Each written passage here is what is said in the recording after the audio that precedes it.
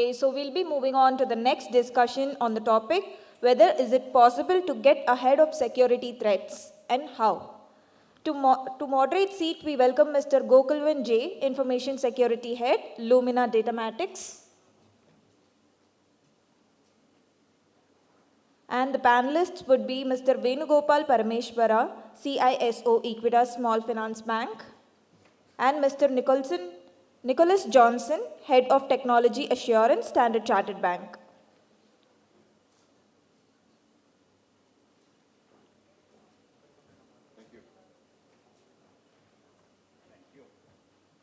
Over to you, Mr. Gokulavan.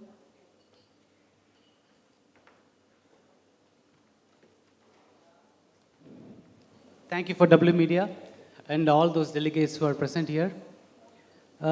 Today, the topic is it really possible to get ahead of threats? So that's the topic today. And we have wonderful panelist members who are experienced, knowledgeable in this arena are with us. And we are going to discuss about this cat and mouse game. Did I say cat and mouse game?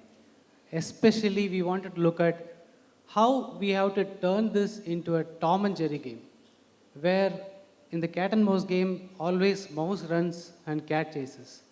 At least in Tom and Jerry, equivalently, Jerry also can actually win sometimes. So let us look into this panel carefully and then understand how we can do something from our end to ensure that Jerry also wins. So that's the overall thought process. And I am Gokulavan Jayaraman from Lumina Datamatics.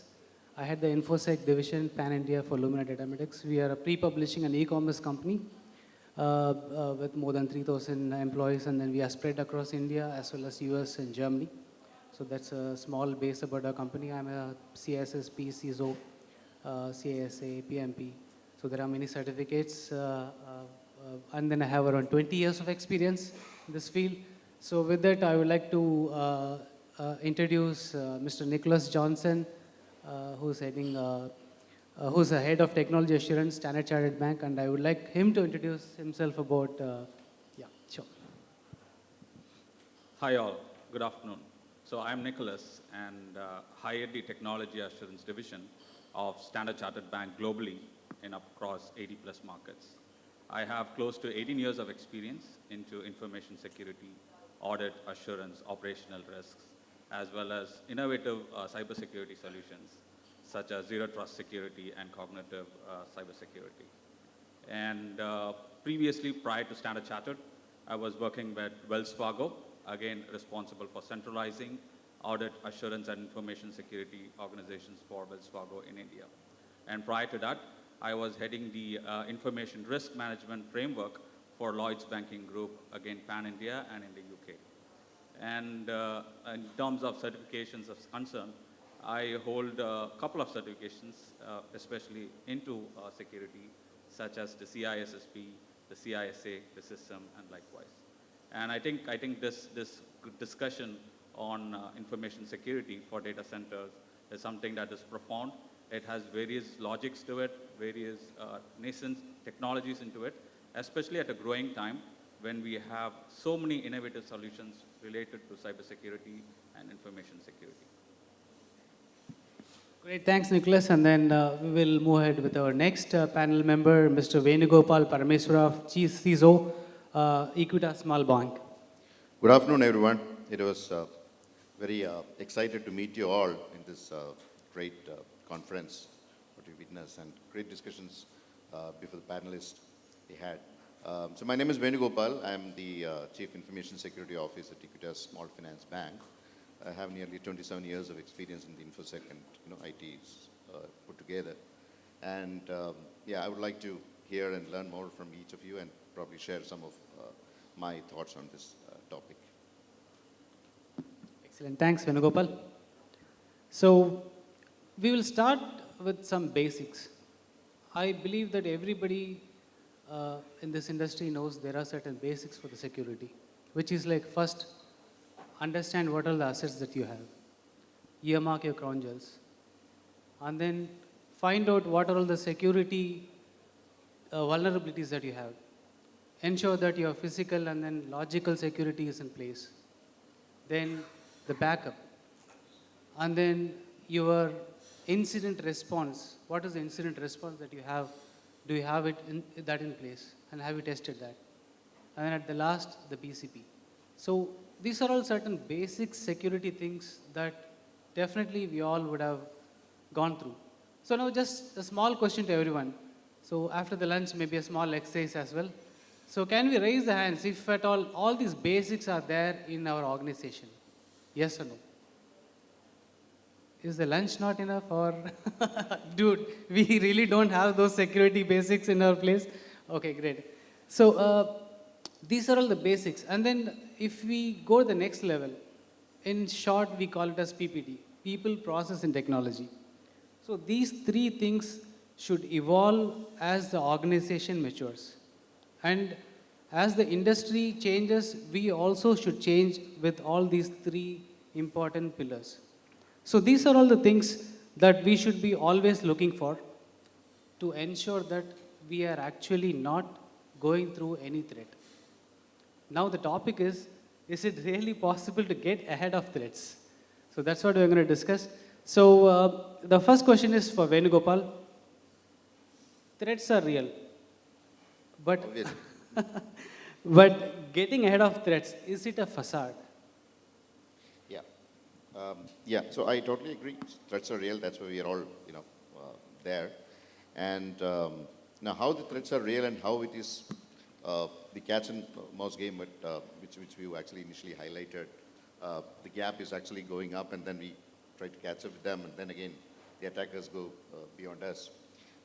Today, the kind of attacks, the kind of gap, why it has actually caused is because of the way which we perceive security has drastically changed. The threat landscape, what we've seen maybe 10 years back, has dramatically changed with the advent of attacks and other techniques.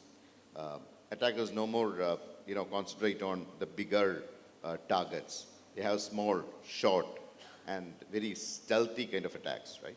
And you don't really need to do a nation state to do an attack. You can even have a small fraudster who can buy some products, some malicious solutions from the ransomware solution on the dark web. It's like, in a grocery shop, you go and then buy a preheated food or a cut vegetable, right? You don't have to really grow it and then make it and then do the cooking, right? The same scenario, right? Someone can actually go and then buy those stuffs which is ready-made or preheated and then start attacking.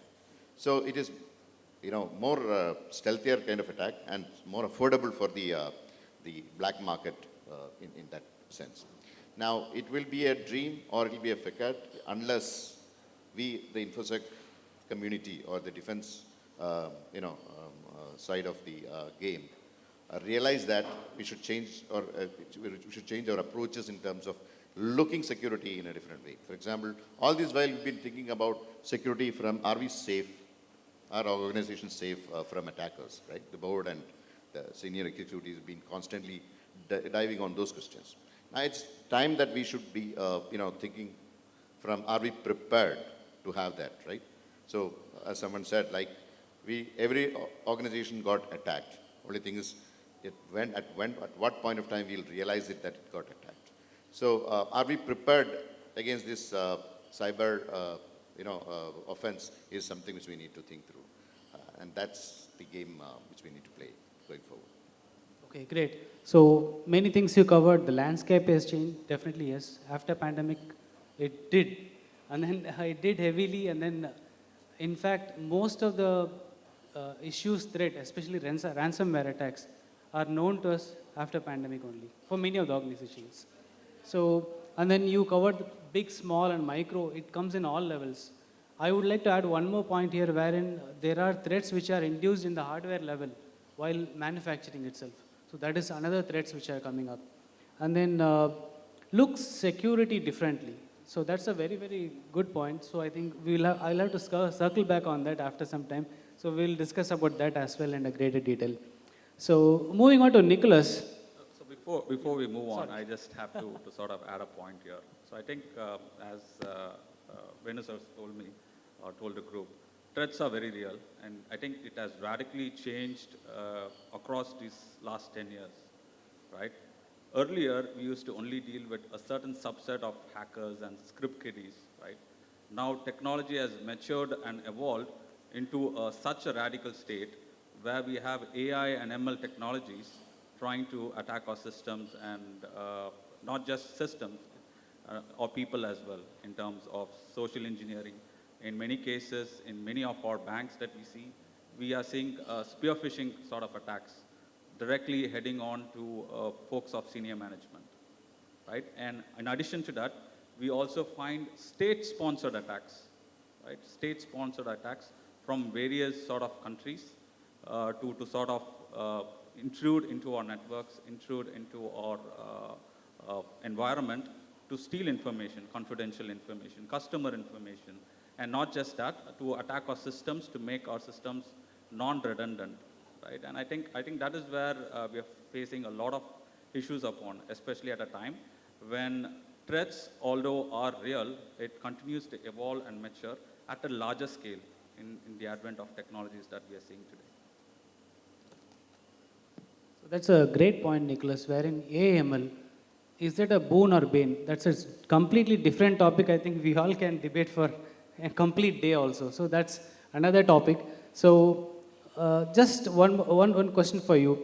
How can people technology management, these systems as a system, can build an effective security strategy? Okay, I think it's quite an interesting question because it is both multifaceted as well as multi-pronged as well. So I'll sort of answer towards this in a sort of in a structured manner. So let's talk about people. I think people is at the higher end of the organizational structure when it comes to security, right? So I think training and awareness, especially related to cybersecurity, information security, is paramount. And not just paramount, it should be mandatory across the organization.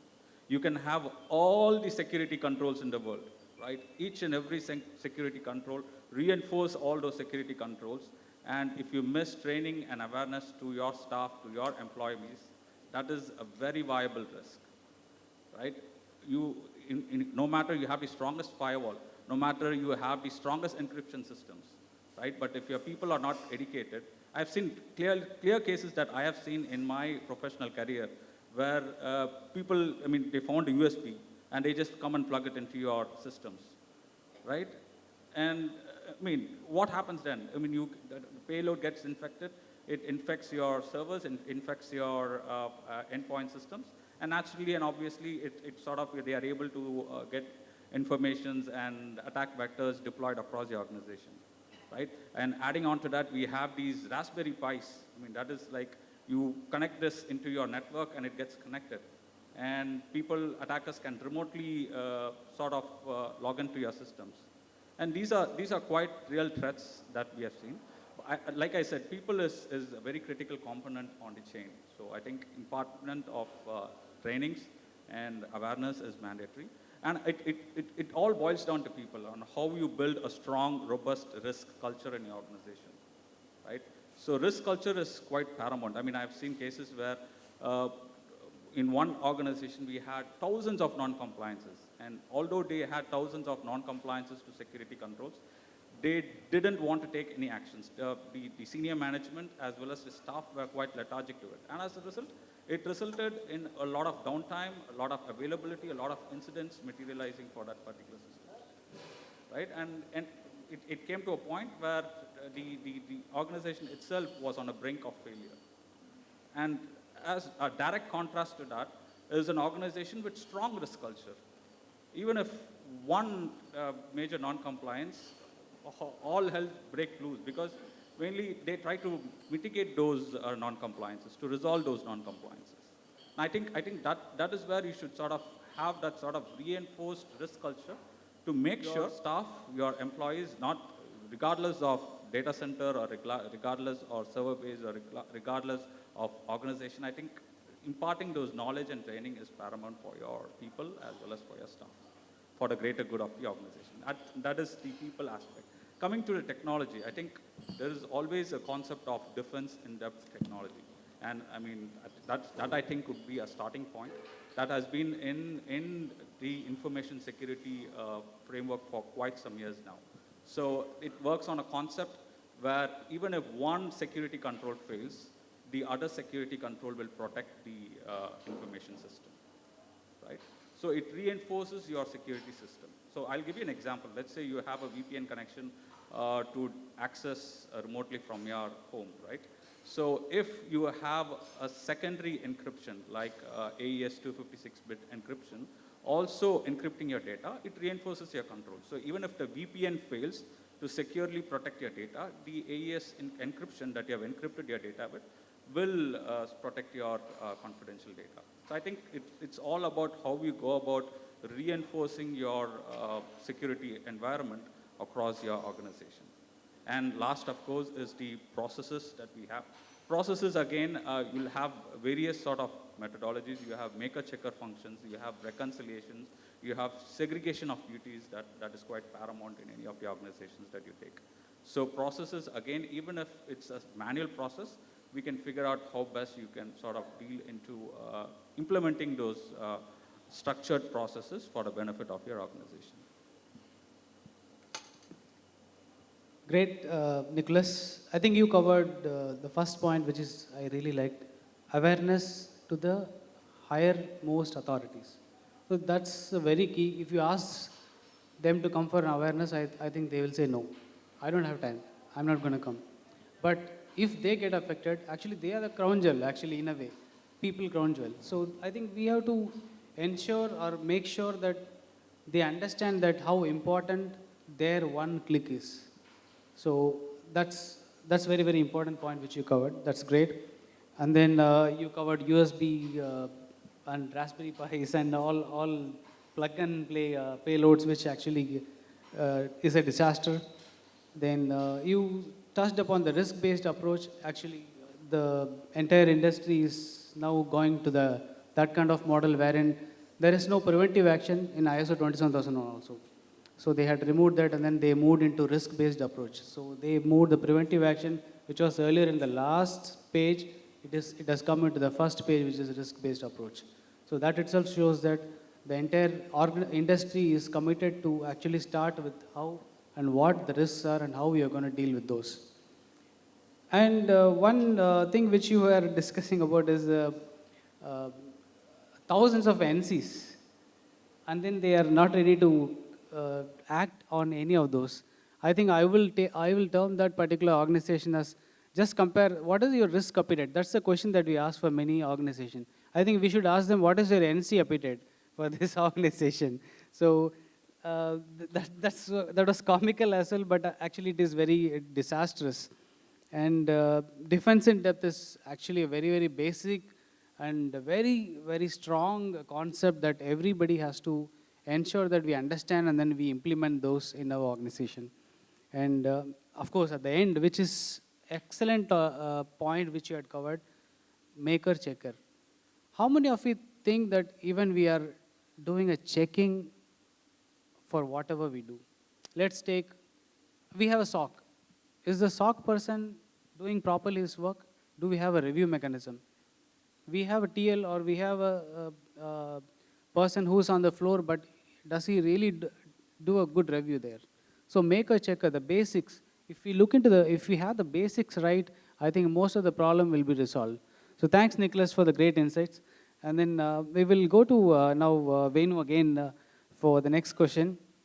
What does the effective data center security strategy need to look like? Okay. Gokul, the way which I see the data center, I mean, I don't want to get into the nitty-gritties of cloud, on-prem, and all those stuff. Apart from the physical security and all those aspects, I would say there are three important things. One, in terms of the visibility of the assets which are there within the data center. It can be your users connected to the data center. It can be the applications, the processes, the workloads which have been running there, and the entire, the architectural components or interconnecting network, right? So the visibility across this is very, very critical. And it'll also help you in actually knowing which all the touch points which we need to address in case of any kind of incidents or any kind of faults and all those stuff. The second aspect is in terms of the micro-segmentation, right? Segmentation or micro-segmentations. And this aspect is important over a period of time, especially after the advent of new cyber threats, especially the lateral movements and all, right? So microsegmentation help you in basically, first in terms of preventing lateral movements, and also to isolate any systems in case if you find that one of the systems actually behaving, anomalous way, and you wanted to sort of isolate it, you don't want that attacker to spread across, so you can, use it for isolation purpose. And third, of course, in terms of the effectiveness of your patching and all. So for some reasons, if you are not able to sort of patch any of our legacy systems or infrastructure, so it will help you to reduce the blast surface, or not, you can actually segregate it and isolate those particular systems from the rest of the, contaminating the rest of the systems, right? So that's the microsegmentation for you. And third is, of course, the threat, and that's the context of the whole discussions. The threat, again, when I meant a threat, the threat prevention. So from a threat preventions, let me put it this way. From a threat prevention standpoint, the first task CISO or any of the security defender organizations should do is the threat landscape analysis for that particular data center. Right? There are three threat types, essentially. One is what you call top threats. From the name itself, you'll know that, okay, these are the threats which got materialized over a period of time, over a period of years, right? And which is typically the phishing, account takeover, or the credential which has been available on the dark web. Or it can also be ransomware. Right? So ransomware, phishing, credentials which are there out there are the three prominent ones. For the last 3 or 4 years, we are seeing that. And I believe in the last RSA, they also introduced another one. For the last couple of years, we've been seeing that is a web exploit. So that's also a number one in the top threats. Now, how we are preparing against those top threats, right? So at least that'll actually give us a prioritization in terms of our effort, money, and your resources. So at least, if you are able to tackle those particular threats, it will actually help you out. And over a period of time, again, these threats also changed its behavior. For example, ransomware is no more, someone is able to sort of phish you and then download that particular exploit and then do it. Today, the ransomware agents are using the well-known cloud services to deploy your payloads, right? So since it's well-known, naturally, the organization will trust it and then will download it.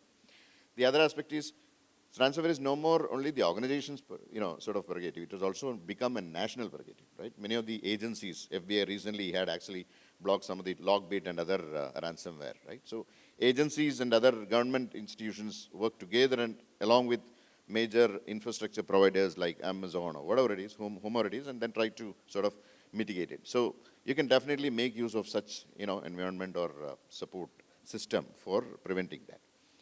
And talking specific to the phishing, right? The phishing is no more it is a channel through emails. It has become multi-channel, right? The same organization, same person may get a phishing attempt from a social, may get a voice call, or may get an SMS. Even QR codes are, something being used for phishing. Right? And the last but not the least is the account takeover or the credentials which are there, right? So that is again an area where organizations are, confused, where these credentials are gone, right? So again, a combination of all three need to be tackled. So that's from a top threat standpoint. The second category of threats is the high momentum threats. The high momentum threats are the one which we see in the last 3 years or 2 years, primarily the supply chain attacks, the API attacks, right? So which high volume level attacks, or the Log4j kind of attacks, where they found a vulnerability or exploit in a particular software code, and then a widespread attack has been taken. Why we are calling it high momentum is it's very fast, right? You, as an organization, you will not be able to sort of resist it alone. So you need to have a coordinated effort. But often, what we see in the defender side is that we miss, or the awareness on the high momentum attacks will be less in organizations. So we'll be more on the top threat will be there, but our high momentum threat may not be there. They may not have invested money or invested resources around that. So as an organization, we should also investigate, do threat hunting, do threat intelligence, and prepare for the high momentum.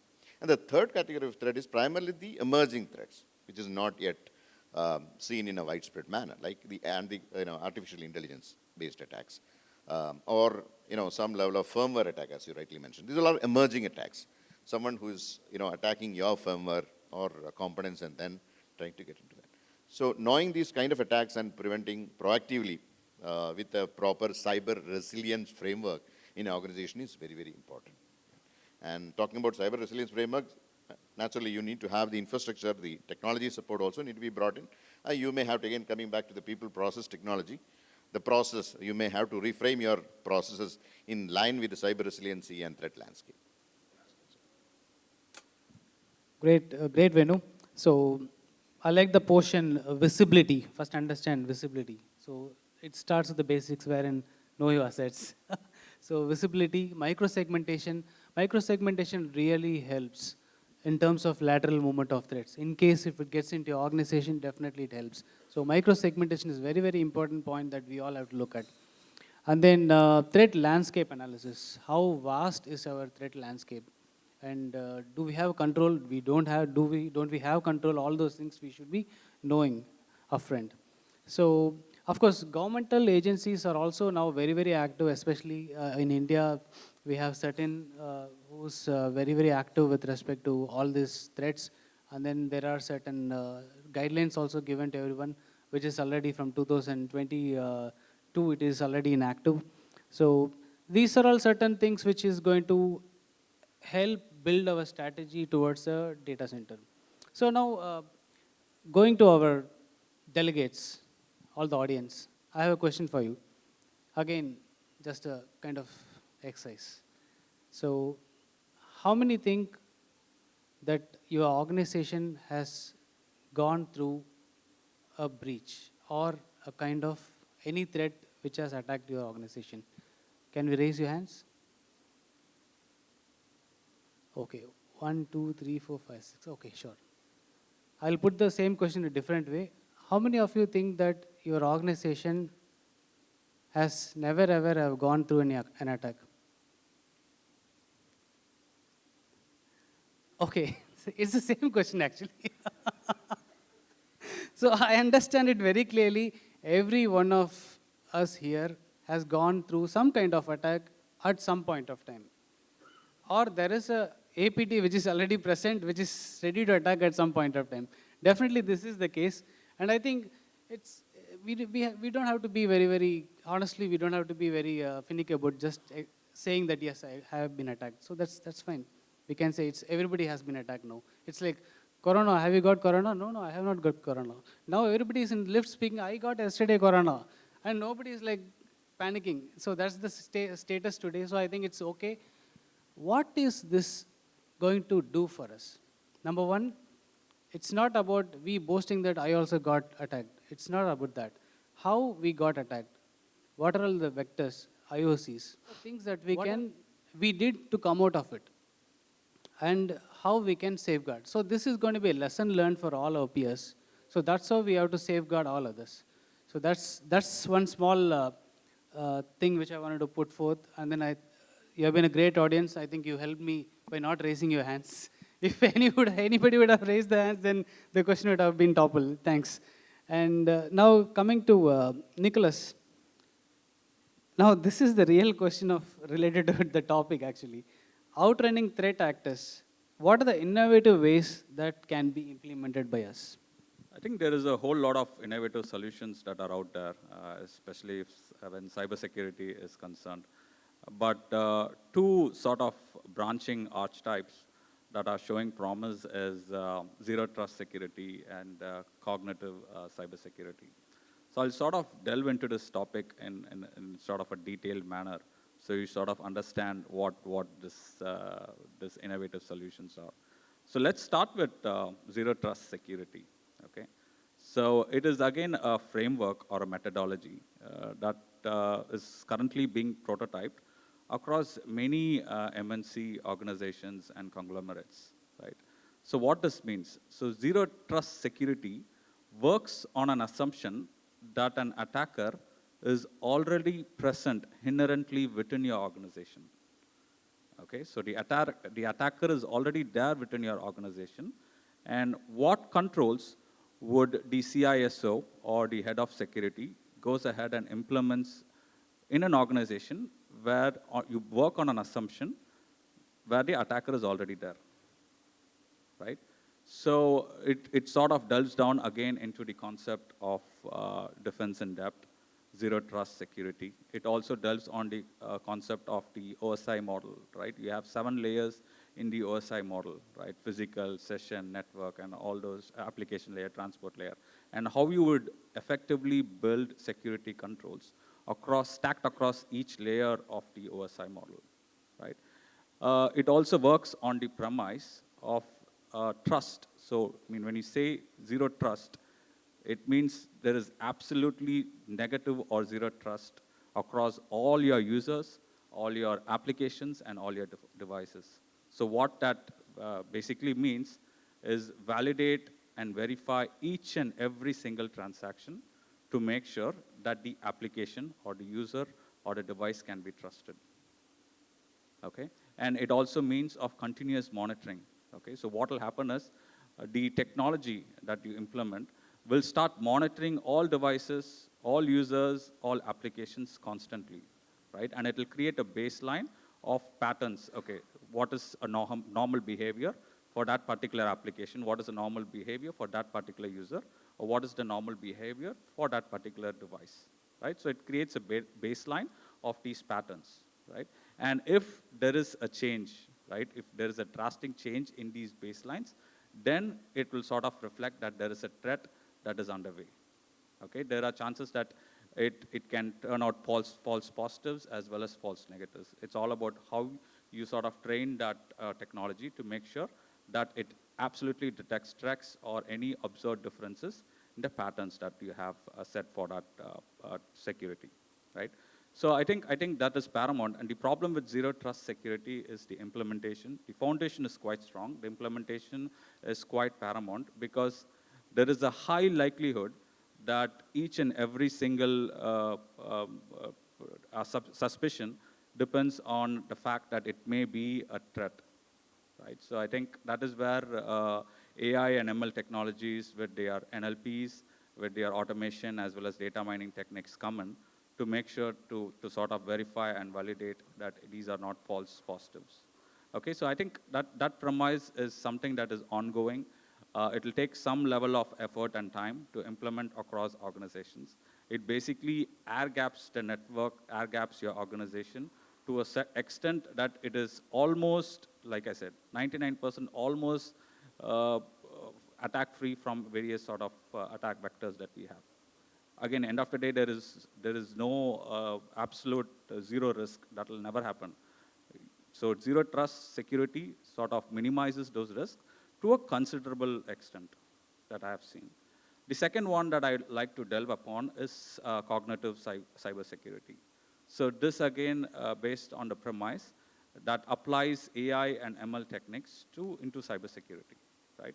So I'll give you an example. So traditionally, when you look at it, we have firewall data, we have router data, we have endpoint security data, we have server data, and the security operations analyst, the person who works in the security operations center, has to individually, at least the last decade that I've seen, has to individually look at these data, IDS data, IPS data, firewall data, to sort of come to a conclusion that there is an attack happening, right? And it anywhere takes between 48 hours to 201 days to even identify that there is an attack that is happening. Today, however, with various technologies, we have all these data funneled into one holistic technology. So it sort of analyzes the data, it sort of sees where exactly the data has occurred, and what is the pattern that we can drive conclusions from that data. Okay, so I think that is where the technologies have sort of radically changed today. But moving forward with AI and ML techniques, right, there is a whole lot of concept that is out there. So what happens is, even if there is an attack that is oncoming or that is underway, right, if the attack is unknown, like a zero-day threat, so what this AI ML technology would do is to go back, verify and validate what a security engineer would do, right? So basically, it looks at a knowledge base of articles, a knowledge base of blogs, forums to verify what sort of attack it is, right? So what one person can take, one security engineer can take to do across 3 or 4 days, it automatically looks at various security blogs, various security forums, initiates keyword searches across various cybersecurity sites to figure out what sort of attack it is and sort of provide recommendations and conclusions on how we should remediate or resolve those attacks that are oncoming. And again, it is in near real time. It is not like an incident that has happened in the past. In real time, it will sort of give you the recommendation to generate sort of conclusions to drive things forwards. And I think that is where the future of cybersecurity is at. I mean, be it data center or be it in general, any sort of architecture or environment that we have, it is based on this premise where we can sort of uplift not just the cybersecurity posture, but also the internal controls environment across organizations and scale. That's an excellent way of portraying things, especially on the cognitive security, which is the way forward. That's really nice. And then, of course, OSI layer security is the base, and that stack, if we are following, I think, will be good. So now, when we say all these things, obviously there is a cost associated with all these things. It's not, if you want to put security at this level, that level, at somewhere else, in the satellite, of course, you have some costs associated with this. So what is the cost that you can actually, any organization can take and then run up is a big question that every individual organization, according to their whims and whimsical needs, has to look into it specifically. So I think it more or less depends on the cost as well as the risk of the organization, right? So if you're protecting something paramount like confidential customer data, or if it's intellectual property, right? In that case, the risk is manifold. And in that case, you could consider implementing zero trust security or cognitive cybersecurity.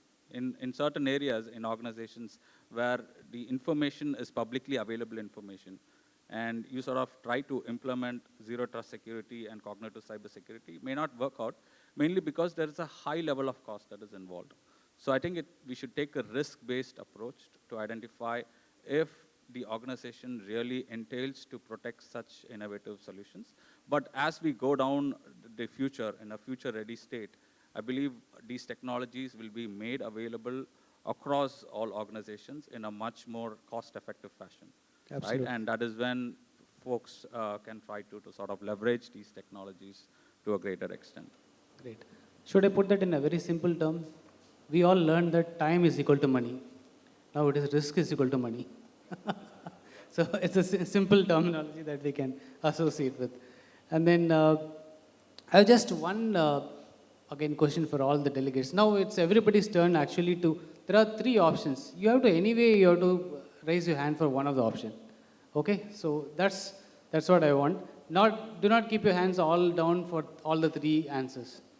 The question is, whose responsibility it is to go behind the threat actors and ensure that a lesson is taught to them? Is it government? How many of you think it's government's job? Is it? Okay. So is it the business that you're working with? Is it them? Or, okay, there is one hand going up. Or is it a collective community that we have to build wherein this has to be taken? Okay, I can see lots of hands going upon. So, okay, great. Nice. I was thinking in a different way. Government will have more hands, but of course, you proved me wrong. That's fine. That's a great thing. And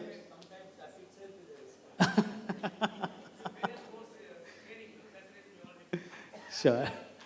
In the wake of time, I have a last question for Venu. Just you can quickly answer this. Enough of defense. When are we going behind these guys and then teach them a lesson? Of course, the same question to coming to you. Yeah. So in real life, in physical mode, we don't go behind robbers and then rob their house back and recover your data. So it's illegal, right? The same applies here, unfortunately, or fortunately. Hackback or revenge hack is not a legal effort. However, last year there is an act presented in the U.S. Consulate there, and I'm not sure where it got passed or not, but it is a bipartisan support. They received. It's called Active Defense Certainty Act, which one of the clause in that particular act talks about in case the organizations is in danger of other computers are actually being vulnerable for this cause of danger, you can hack back. This has not yet well received so far, but I don't think we have a legal system in India who approves this. I would recommend to reach out to the law enforcement agency to get support and being a citizen, and then let the law takes its ways. That's a very, very important point. Actually, the hackers are doing the bad thing to us. But in case if we are going back and doing the same, you are all right. When I asked, is this business call to do this attack again? You all kept quiet. That's actually a very, very good decision. Because legally that is wrong, as on date. So when such kind of acts are passed, then only it becomes legally right. So that's a very, very good point, wherein why we are not able to go and teach them a lesson is one way we are all, our hands are scuffling. So that's a great point, Venu. And I would like to thank Nicholas, Venu for sharing great views and experiences today with us. And I would like to thank every one of you here who have shared and then being very, very interactive with all of us. So thank you, everyone. And then we can move on for questions, if any. Yeah, so help them with the mic.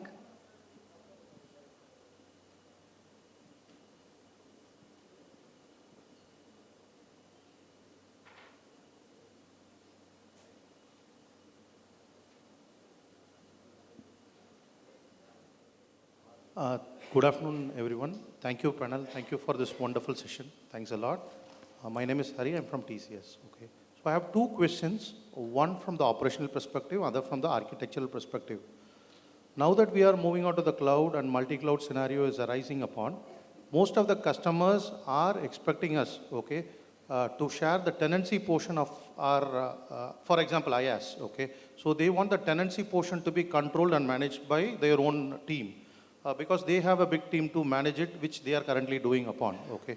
So in that scenario, they are requesting the people, the cloud service provider to share the architecture of the management layer to ensure that the security is certified, okay, so they don't end up in vulnerable scenario. So my question is, who should really do this review? Is it like the cloud service provider should have a security team to approve the architecture of the tenancy, or is it the vice versa? The tenancy who is the customer who has to vet the management layer and has to approve the architecture from security point of view. Basically the security posture. I think it's a very interesting question because we see these questions on a day-to-day basis. I mean, especially when we have a whole lot of cloud operators that we have Google, Azure, Amazon, and the likes. The question itself is multifold. I think it's primarily delves into a balancing act. It is the security is not just a one person, right? One person approach. It should be both the cloud provider as well as the client as well, right? It's quite simple. So basically, one is, I mean, end of the day, the accountability of hosting it lies with the client, right? So even we see today, most of the banks are migrating to the cloud, right? And end of the day, if there is any breach happens, it's not the cloud provider that will get affected. The regulator will certainly penalize the bank, right, or the client. So that accountability lies there. So the accountability also passes down to the cloud provider as well. So, I mean, if we look at our agreements with the vendor, right, it clearly stipulates that all security controls, the design aspect, the architecture aspect is secured throughout the connection, the linkage, the leverage of what we have with the cloud as well as with the client. So it is paramount that it happens throughout both cloud provider as well as the organization in question as well. Sir, just a follow-up question on this particular aspect. Usually what happens is the cloud provider or the service provider, they deny this because it exposes their underlying architecture. So is it a valid ask to ask that from the customer point of view? what we can do is, in most cases, what we do, if the cloud provider is not sharing you those information, you can get the reports, the SOC 1, the SOC 2 reports, or the ISO reports, that a third-party report, where a third-party vendor would look at the security controls of the cloud vendor, right? And if there are any non-conformities that were noted, non-compliances that were noted, you can identify those non-conformities to check if they remediated those non-conformities. Thank you, sir. The next question is about the operational aspect of the network. We have the zero trust, we have the micro segmentation all in practice, but the challenge is around the people's part, where the people come into the organization and move out. Even though we have the PAM solutions in place where we control the privilege access for the individual associates, there are events where the people do not update the registers on regular basis, wherein the security intrusions can happen. Is there a technique which is there in technology which can avoid that, to ensure that the gaps from the people and the process can be avoided through the technology? We do have these recertifications that happens quite frequently, right? So, earlier when you look at it, all these access certifications used to be done manually. So when there is a movement, a lateral movement or an exit of an employee, they would have to raise a request, submit to the HR team. HR team will then transfer it back to the IT team to sort of remove that, right? But now most of the technologies that we have, especially around access control management, is automated. It will automatically verify if there is an exit. If there is an exit, a recertification is immediately performed to verify, validate if all the credentials has been decommissioned and removed for that particular employee. I think that is where we can sort of leverage those technologies in areas where manual is sort of cumbersome, and it depends on the cost involved on how you'd want to go ahead and implement that. Yeah, the reason is when we have the multi-cloud, people start connecting to our basic platform through multiple omni channels. So they can come from Azure, AWS, and when they leave, so it becomes inevitable to chase them back to close all their accounts, okay? So that's the reason for this question. Sure. Thank you, sir. Thank you for your... Sure. Wonderful. Do you have any more questions? Yeah. Okay, sorry, maybe we can connect offline and then we can have a discussion. Sorry, Giri, and sorry. Thanks. Thank you so much, gentlemen. Now I request Mr. Gokulavan J to felicitate our esteemed panelists with the mementos from Fuji Electric.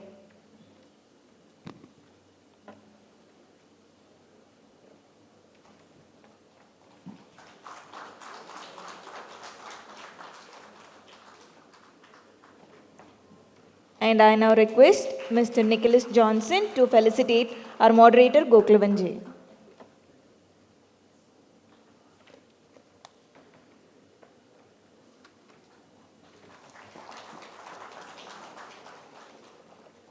I once again thank all the gentlemen for the valuable session. Thank you.